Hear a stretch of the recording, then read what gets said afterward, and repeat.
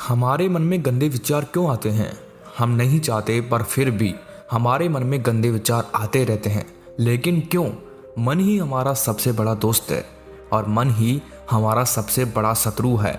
जब हम अपने मन के हिसाब से चलते हैं तो मन हमें भटका देता है, और जब हम मन को संतुलित कर लेते हैं तो हम अपनी ज़िंदगी में सब कुछ पा लेते हैं। हम हमारे मन में आने वाले गंदे विचारों को रोकने की कोशिश करते हैं, पर जितना हम रोकते हैं उतने ही ये विचार हमारे अंदर प्रवेश करते जाते हैं। आप जिस चीज़ से जितना दूर भागोगे उतना ही वो चीज़ आपको अपने पास लाएगी। इसीलिए उस चीज़ से भागो मत, उस पर संतुलन कायम करो। एक बार एक युवक गौतम बुद्ध के पास आया और गौतम बुद्ध से बोला कि हे बुद्ध, मेरे मन में इतने गंदे विचार क्यों आते हैं? मैं नहीं चाहता कि मेरे मन में गंदे विचार आए, पर मेरे मन में हमेशा काम वासना के विचार चलते रहते हैं और मैं इनके बारे में सोच सोचकर बहुत परेशान हूँ। मेरी ऊर्जा और समय ये सब सोचने में ही नष्ट हो जाता है, और इन सब के विचारों की वजह से मैं कभी भी शांत नहीं रह पाता और मैं हमेशा ही स्त्रियों को देखकर मोहित हो जाता हूँ, अपने आप को रोक ही नहीं पाता। बुद्ध मुस्कुराए और उन्होंने उस युवक से पूछा, क्या तुम्हें पता है ये काम वासना होती क्या है? फिर लड़के ने उत्तर दिया और कहा, बुद्ध, मैं ये तो नहीं जानता कि काम वासना होती क्या है, पर हाँ, ये जो भी है बहुत बुरी चीज है। फिर बुद्ध ने उस युवक से कहा कि सबसे पहले तो तुम्हें ये समझना है कि प्राकृतिक रूप से जो भी चीजें हमारे अंदर है वो बुरी नहीं है। हमारे जीवन में उसकी कुछ ना कुछ जरूरत है। वासना कोई बुरी बात नहीं है, ये तो हमारे मन की एक भावना है जो हमें किसी न किसी चीज की कमी का एहसास करवाती है, और फिर हम उस चीज को पाने के लिए उस चीज की तरफ आकर्षित हो जाते हैं। जैसे अगर तुम्हारे पास धन की कमी है तो तुम में धन पाने की वासना उत्पन्न हो जाएगी। तो वासना कुछ और नहीं, बस एक प्रकार की कमी है जो कि एक प्रकार की जरूरत का एहसास है, और जब ये जरूरत शारीरिक हो तो हम इसे काम वासना कह देते हैं। युवक ने गौतम बुद्ध को कहा कि बुद्ध, मुझे काम वासना का मतलब तो समझ में आ गया, पर आप मुझे ये बताइए कि ये आती कहाँ से है, कैसे आती है ये? गौतम बुद्ध ने कहा कि काम वासना कहीं से आती नहीं है, ये तो हमारे अंदर ही होती है, और इसका होना तो जरूरी भी है, तभी तो मानव जाति का विस्तार होगा।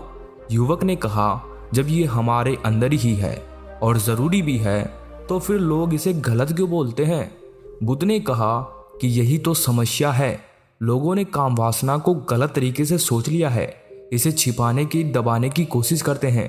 काम वासना गलत नहीं है, बल्कि काम वासना का गलत तरीके से प्रयोग करना गलत बात है।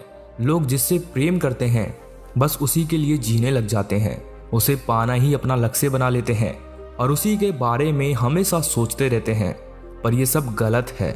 बुद्ध ने युवक से कहा, क्या तुम्हें पता है जानवरों में भी काम वासना होती है? युवक ने उत्तर दिया, हाँ बुद्ध, जानवरों में भी काम वासना होती है, क्योंकि जानवर भी तो आखिर अपनी पीढ़ी को आगे बढ़ाएंगे। बुद्ध ने कहा, तो फिर हम जानवरों की काम वासना को गलत क्यों नहीं कहते? युवक ने कहा, मुझे नहीं पता महात्मा, आप ही मुझे बताइए। गौतम बुद्ध ने कहा कि जानवर अपनी काम वासना का प्रयोग आनंद प्राप्ति के लिए नहीं करते, वो तो सिर्फ संतान उत्पन्न करने के लिए काम वासना का उपयोग करते हैं। जानवरों को प्रकृति ने इतनी समझ नहीं दी कि वो काम वासना को अपने सुख का आधार बना सके, जबकि मनुष्य अपनी समझ के बलबूते पर प्रकृति में पाई जाने वाली प्रत्येक वस्तु को अपने सुख के लिए प्रयोग करता है।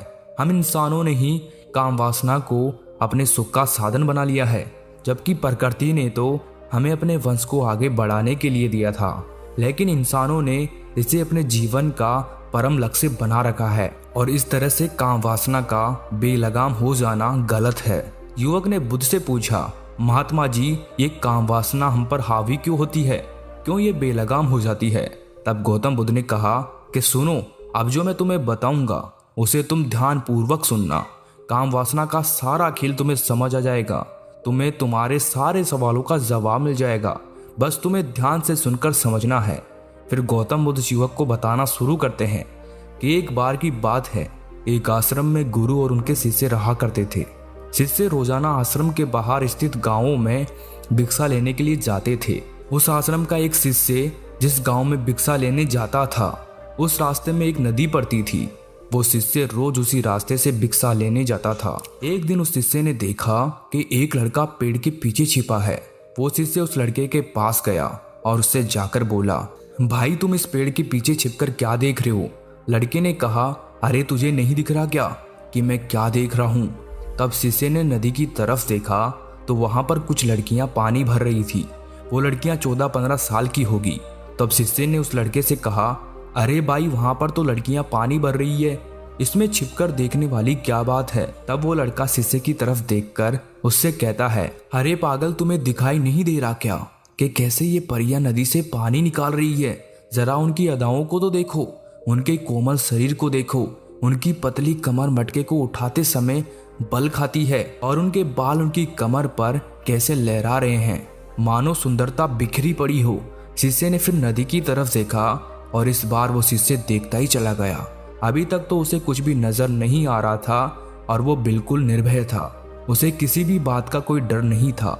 लेकिन अब वो छिपने लगा और उन लड़कियों को देखने लगा जैसे उसने कोई अपराध कर दिया हो। और जब वो छिपकर उन लड़कियों को देख रहा था तभी वो अचानक अंदर से कांप गया और उसने कहा कि ये मैं क्या कर रहा हूँ? मैं जो कर रहा हूँ वो सही नहीं है, मुझे यहाँ से चले जाना चाहिए। और फिर वो जल्दी से वहाँ से चला गया। वो आश्रम पहुँच जाता है। आश्रम जाकर वो अपने कार्यों में लग गया। लेकिन जो अभी वो देखकर आया था वही उसकी आंखों के सामने बार बार आ रहा था। उसके मन में वही दृश्य चल रहा था। उसका मन वही सब कुछ देखने के लिए ललायित हो रहा था। उसका किसी भी काम में मन नहीं लग रहा था। सुबह होते ही वो रोज जल्दी ही भिक्षा के लिए आश्रम से निकल जाता और उस नदी के पास वाले वृक्ष के पास जाता जहां पर वो लड़का पहले से मौजूद रहता था। उसके साथ मिलकर लड़कियों को छुप छुप कर देखता था। अब वो शिष्य रोज ही ऐसा करने लग गया। ये उसके रोज का काम हो गया। अब उस शिष्य का मन किसी भी काम में नहीं लगता था। वो हमेशा ही किसी न किसी प्रकार के विचार में उलझा रहता। वो आश्रम के कार्यों को भी ठीक ढंग से नहीं कर पा रहा था। ना वो ठीक से सो पाता था, ना वो ठीक से खाना खा पाता था। उसका मन बेचैन सा रहता था। उसका मन बार बार उन लड़कियों के सौंदर्य को देखने के लिए ललायित हो उठता था। जब गुरु भिक्षा देते तब भी उस शिष्य का मन कहीं और विचारों में खोया रहता था। गुरु ने अपने शिष्य की इन हरकतों को भांप लिया था। तब एक दिन गुरु ने शिष्य को अपने पास बुलाया और कहा कि आज से मैं भी तुम्हारे साथ भिक्षा मांगने चलूंगा। तुम और मैं साथ साथ भिक्षा मांगने चलेंगे। तभी शिष्य ने गुरु को मना करते हुए बोला, नहीं गुरुदेव, आप परेशान क्यों हो रहे हो? मैं अकेला ही ठीक से भिक्षा मांग सकता हूँ। गुरु ने शिष्य से कहा कि ठीक है, तुम अकेले ही भिक्षा मांगने जाओ। शिष्य तुरंत वहां से भिक्षा मांगने के लिए निकल गया। शिष्य को जाने के बाद गुरु भी आश्रम से निकल गए और शिष्य का पीछा करने लगे कि वो कहाँ जाता है, किससे मिलता है। ये सब देखने के लिए उसके पीछे पीछे चलने लगे। थोड़ी दूर जाने के बाद गुरु ने देखा कि उनका शिष्य एक लड़के के साथ एक पेड़ के पीछे अपराधी की तरह छिपा हुआ है और छिपकर कुछ देख रहा था। गुरु भी अपने शिष्य के पीछे जाकर खड़े हो गए कि आखिर उनका शिष्य ऐसा क्या देख रहा है जिसे देखने के लिए वो पेड़ के पीछे अपराधियों की तरह छिपा पड़ा है। गुरु ने देखा कि उनका शिष्य पेड़ के पीछे छुपकर लड़कियों को देख रहा था जो कि नदी से पानी भर रही थी। तभी गुरु ने शिष्य को कहा कि शिष्य, क्या तुम इन लड़कियों से भी भिक्षा लोगे? अपने गुरु की आवाज सुनकर वो शिष्य घबरा गया और उसके पसीने छूटने लगे। वो थर थर कांपने लगा जैसे किसी चोर को चोरी करते समय रंगे हाथों पकड़ लिया हो। उस शिष्य की हालत खराब हो गई। वो कुछ भी नहीं बोल पा रहा था। दूसरा लड़का जो शिष्य के साथ था वो वहां से भाग गया। शिष्य घबराया हुआ था। उसके मुंह से कुछ टूटे फूटे शब्द ही बाहर निकल रहे थे। वो अपने गुरु से नजरें भी नहीं मिला पा रहा था। गुरु ने शिष्य की तरफ देखा और कहा कि मेरा शिष्य तो निर्भय था, उसे तो किसी भी चीज का डर नहीं था। लेकिन ये क्या, तुम तो डर के मारे कांप रहे हो। शिष्य ने गुरु से कहा कि मुझे माफ कर दो गुरुदेव, मेरा इसमें कोई दोष नहीं है। उस लड़के ने मुझे बहका दिया था, लेकिन आपसे मैं वादा करता हूँ कि आज के बाद मैं ऐसा कभी दोबारा नहीं करूँगा। मुझे माफ कर दो गुरुदेव। गुरु ने शिष्य से कहा कि कोई बात नहीं, पर इस बात का तुम ध्यान रखना कि हम जैसी संगति करते हैं वैसा ही फल हमें प्राप्त होता है। हम जैसी संगति करते हैं उसके विचार हमारे अंदर प्रवेश करते हैं। इसीलिए अच्छी संगति करो जिससे तुम्हारे अंदर अच्छे विचारों का प्रवेश हो। फिर गुरु और शिष्य आश्रम लौट आए और शिष्य फिर से आश्रम के कार्यों पर ध्यान देने लगा। उसने उस रास्ते को छोड़ दिया और दूसरे रास्ते से जाने लगा। वो अपने काम को ध्यान से करता, लेकिन धीरे धीरे उसके अंदर क्रोध उत्पन्न हो गया और फिर वो दूसरे शिष्यों पर क्रोध करने लगा। वो बेचैन रहने लग गया। अब वो सही समय पर भोजन भी नहीं करता था। वो भोजन भी बहुत कम खाता था। एक रात गुरु उस शिष्य के पास आए और उससे बोले कि अब तक तुमने कितनी बार अपना वादा तोड़ दिया। ये सुनकर शिष्य अपने गुरु के चरणों में गिर गया और रोने लगा। रोते रोते ही उसने गुरु से कहा कि गुरुदेव, मैं कई बार अपना वादा तोड़ चुका हूँ, फिर वादा कर लेता हूँ, लेकिन हर बार मैं वादा तोड़ देता हूँ। मेरा मन मेरे नियंत्रण में है ही नहीं। मैं बहुत कोशिश करता हूँ कि मैं अपने मन से सारे बुरे विचारों को निकाल दूँ, लेकिन मैं चाहकर भी ऐसा नहीं कर पा रहा हूँ। फिर गुरु ने शिष्य को कहा कि चलो मेरे साथ। गुरु शिष्य को आश्रम के बगीचे में लेकर गए और शिष्य से कहा कि देखो, यहाँ पर कुछ नालियां बनी हुई है जिससे नदी का पानी इन पौधों तक आ रहा है और ये पानी एक निरंतर बहाव से आ रहा है। क्या तुम इस पानी के बहाव को रोक सकते हो? शिष्य ने कहा कि हाँ गुरुदेव, मैं इस बहाव को रोक सकता हूँ। फिर शिष्य ने मिट्टी उठाकर उस नाली में डाल दी। वो पानी थोड़ी देर के लिए रुक गया और फिर थोड़ी देर बाद उस रेत के ऊपर से पानी आ गया। गुरु ने शिष्य से कहा, अरे ये क्या, ये तो पानी रुका ही नहीं। फिर शिष्य ने कुछ कंकड़ पत्थर उठाकर उस नाली में डाल दिए और फिर थोड़ी देर के लिए पानी रुक गया, लेकिन फिर थोड़ी देर बाद ही उन कंकड़ पत्थर के ऊपर से पानी निकल आया। फिर गुरु ने कहा कि शिष्य, ये क्या हुआ? पानी तो फिर से आ गया। तुम तो बोल रहे थे कि तुम इसे रोक दोगे। क्या हम किसी काम को रोकना चाहे तो क्या हम उसे रोक नहीं सकते? तब शिष्य ने कहा, कोई बात नहीं गुरुदेव, मैं इस पानी को तो आपको रोक के दिखाऊंगा। फिर वो शिष्य एक बड़ा सा पत्थर लेकर आया और उस नाली पर डाल दिया और पानी रुक गया। फिर शिष्य ने गुरु से कहा कि देखा गुरुदेव, मैंने कहा था ना कि पानी को मैं रोक दूंगा। मैंने पानी को रोक दिखाया। आपकी बात मैंने पूरी कर दी। गुरु मुस्कुराए और बोले, अच्छा जरा ध्यान से देखो, पानी रुक गया क्या? वो तो पीछे की नाली तोड़कर बाहर आ गया और अगल बगल से बह रहा है। और ध्यान से देखो तो इस पत्थर के आगे भी आ गया और ये पानी अपना रास्ता बदल कर फिर से आगे की तरफ बह जाएगा। और फिर थोड़ी देर बाद ऐसा ही हुआ। फिर गुरु ने शिष्य को समझाया कि तुम्हारे साथ भी तो ऐसा ही चल रहा है। तुम बार बार प्रयास कर रहे हो, बड़े से बड़ा प्रयास कर रहे हो, पर हर बार तुम्हारा प्रयास टूट रहा है और ये हमेशा टूटता ही रहेगा। तुम कितना भी बड़ा पत्थर रख लो, लेकिन पानी तो अपना रास्ता बना ही लेगा। ये सब देखकर शिष्य निराश हो गया। फिर शिष्य ने गुरु से कहा कि हे गुरुदेव, क्या कोई तरीका नहीं है जिससे मैं इन गंदे विचारों से बाहर निकल सकूं? और ये मेरे मन में आए ही नहीं। गुरु शिष्य को एक नदी के पास ले गए जहां से उस बगीचे में पानी आ रहा था। गुरु ने शिष्य से कहा, वो पानी इसी नदी से जा रहा है। अगर हम यहीं से उस रास्ते को बंद कर दें जहां से ये पानी बगीचे में जा रहा है, तब क्या हम पानी को रोक नहीं सकते? शिष्य ने कहा कि हाँ गुरुदेव, अवश्य ऐसा हो सकता है। मैं इस पानी को यहीं से बंद कर देता हूँ, तब आगे की नाली में पानी जाएगा ही नहीं और फिर बगीचे में पानी जाएगा ही नहीं। फिर शिष्य ने नदी से जाने वाले रास्ते को बहुत मेहनत करके पत्थर और मिट्टी डाल डालकर बंद कर दिया और गुरु से कहा कि गुरुदेव, मैंने पानी को बंद कर दिया है, अब ये पानी बगीचे में जाएगा ही नहीं। तब गुरु ने कहा कि शिष्य, अगर पानी बगीचे में नहीं जाएगा तो पेड़ पौधों को पानी कहाँ से मिलेगा? उन पेड़ पौधों को तो पानी की आवश्यकता है और उन पेड़ पौधों में कुछ पेड़ पौधे तो ऐसे हैं जिनको रोज पानी की आवश्यकता है। वो तो मुरझाकर मर ही जाएंगे, उनका क्या होगा? पानी तो हमें खोलना ही होगा। शिष्य ने गुरु की बात सुनकर वापस नदी से जाने वाले पानी का रास्ता खोल दिया। तब गुरु ने शिष्य से पूछा, शिष्य, अगर हम इस नदी के पूरे पानी को बगीचे की तरफ मोड़ दें तो क्या होगा? तब शिष्य ने जवाब दिया कि गुरुदेव, वहां पर जितने भी पेड़ पौधे हैं वो गलकर नष्ट हो जाएंगे, वहां पर कुछ नहीं बचेगा।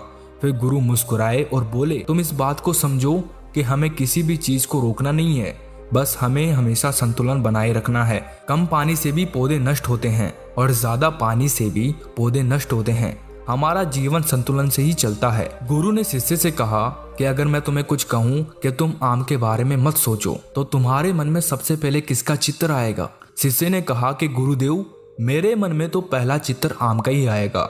गुरु ने कहा कि जब हम गंदे विचारों को जबरदस्ती रोकने का प्रयास करते हैं तो वो और मजबूती के साथ हमारे अंदर प्रवेश करते हैं, हमारे अंदर उठते हैं। इसीलिए हमें उन्हें कभी भी दबाने की कोशिश नहीं करनी चाहिए। फिर गुरु ने शिष्य को समझाते हुए कहा कि हमारे गंदे विचार बुरे लोगों की संगति करने की वजह से भी आते हैं। कई बार क्या होता है कि कामुकता हमारे अंदर होती नहीं है, लेकिन कुछ अश्लील लोगों के साथ रहने की वजह से ये हमारे अंदर हावी हो जाती है। फिर शिष्य ने कहा कि गुरुदेव आप सही कह रहे हैं, मैं अपने मार्ग से भटक गया था। फिर वो शिष्य उस रात बहुत ही चैन की नींद सोया। सुबह अपने कार्यों को पूरे मन से किया और फिर सुबह वो भिक्षा लेने के लिए उसी रास्ते से गया जहां वो लड़का आज भी पेड़ के पीछे छिपकर उन लड़कियों को देख रहा था। वो शिष्य उस नदी पर गया जहां वो लड़कियां पानी भर रही थी। उसने उन लड़कियों से पानी मांगा। उन लड़कियों में से एक लड़की ने उसे पानी पिलाया और उस सन्यासी शिष्य के चरण छुए। शिष्य ने उसे आशीर्वाद दिया कि तुम्हारा कल्याण हो। शिष्य का मन सकारात्मक ऊर्जा से भर गया। उसके चेहरे पर मुस्कान आ गई थी, जैसे कि उसे कुछ खोया हुआ वापस मिल गया हो। वो वापस अपने रास्ते से जाने लगा। तभी पीछे से वो लड़का आ गया जो पेड़ के पीछे छुपा हुआ था। वो शिष्य के पास आया और बोला कि क्या बात है, आज तो तुमने नजदीक से दर्शन कर लिए, तुम तो मुझसे भी आगे निकले। तब शिष्य ने कहा कि हम हमेशा दूसरे के दर्शन करने में ही व्यस्त रहते हैं, अपने दर्शन कर ही नहीं पाते। तुम कब तक इस पेड़ के पीछे छुपते रहोगे? किसी को पसंद कर लो, उससे बोल दो, अगर वो भी तुम्हें पसंद करती है तो शादी कर लो, पर उससे पहले तुम कुछ बन जाओ, अपने आप को पहचान लो। ऐसे अपना समय बर्बाद मत करो। फिर वो लड़का रोज उस शिष्य से मिलने लगा और उस लड़के ने नदी पर जाना छोड़ दिया और फिर वो लड़का अपने जीवन में कुछ बनने के लिए संघर्ष करने लगा। तो तुमने देखा संगति का असर क्या होता है। अपनी संगति बदलो, अपने विचार बदलो।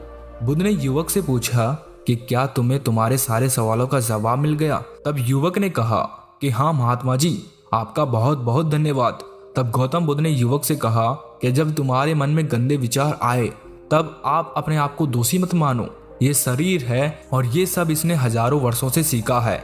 एक केवल तुम्हारे सोच लेने से, शपथ लेने से ये टूटने वाला है नहीं, लेकिन तुम्हारे पास वो शक्ति है, वो ऊर्जा है जिसका तुम्हें संतुलन उपयोग करना है। तुम एक जीवित ऊर्जा हो जो कुछ भी अनुभव करने के लिए स्वतंत्र है, जो निर्माण करने के लिए स्वतंत्र है। इसीलिए तुम अपने आप को पहचानो। ये बोलकर गौतम बुद्ध मौन हो गए और वो युवक वहां से चला गया।